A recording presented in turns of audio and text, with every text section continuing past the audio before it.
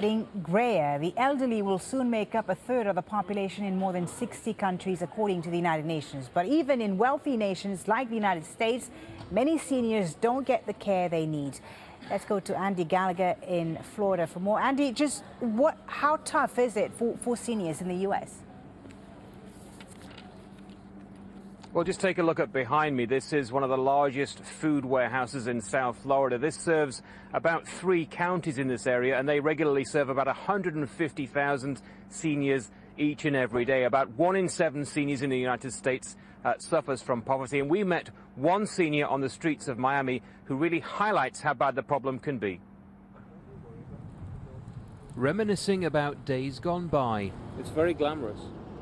It was wonderful. We walked home back to the streets of Paris in the middle of the night. It was fun. Life for 77-year-old Mary McGrory used to be a glamorous affair, but for the last 3 years she's been living alone on the streets of Miami in her van. The porta potty should go under there, but I have to have a carpenter arrange that, do it for me. We're first going to serve the handicap and then everybody else by number. Like thousands of seniors in South Florida, Mary depends on handouts from churches and charities. She receives a few $100s a month in social welfare payments, but it's not enough for a safe place to live. I sold my house because I couldn't pay the taxes, pay the gardener, pay everything. My mother did. But when she passed on and gave me her house, I began to realize that I couldn't afford it.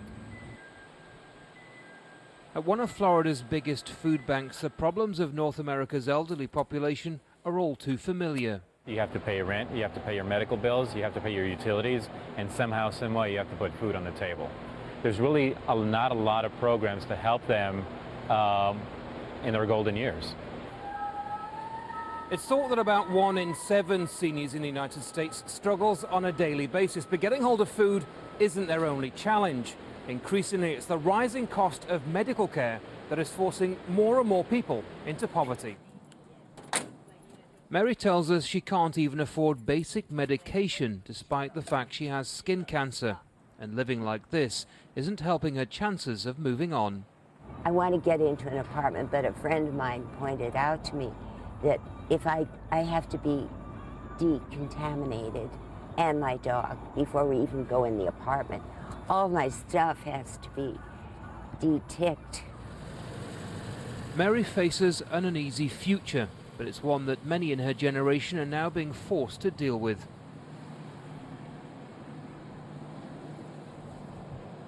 So Mary's is a fairly extreme case, but not unusual. There are a fair amount of seniors in Miami, I'm told, living in cars, some even living in storage compartments where they keep things like furniture. But here to help us answer the questions about just how bad it is for seniors is Brian Felon, who is from Feeding South Florida. Brian, just how bad is the problem with poverty in seniors? The problem is extreme. Right now we have so many seniors. You're looking at that 1 to 6, 1 to 7 number.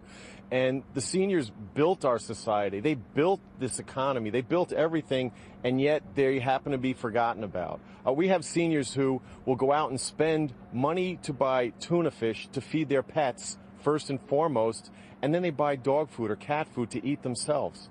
They struggle every single day. They have health issues. Their Social Security can't keep up. They have so many issues, and food seems to be forgotten about.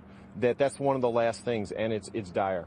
We know in this election that medical expenses and what happens to Medicaid and Medicare is a big issue with both candidates. How big an issue is it on the coalface when elderly people need medication desperately? As far as the medication, food banks do what they can and our agencies do what they can to try and support the elderly because their situation is so dire. There's a lot of people that they have to make judgments on, do I pay the electric, do I get my medication, do I get food? And they have to prioritize decisions that they never should have to.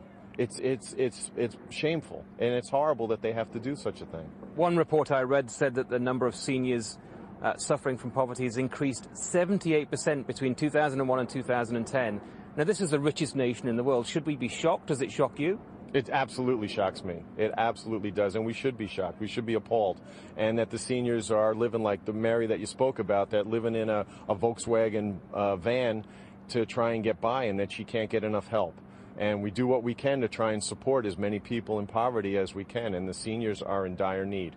They need our care and they need our concern. Brian, thank you very much. So all day here at Feeding South Florida, various agencies will pull up to the docks here, pick up things like bread, canned meat, food, very basic items to help feed seniors in this part of Florida. Back to you. Thank you very much, Andy. Andy Gallagher in Miami, Florida for us. Let's get some more news now.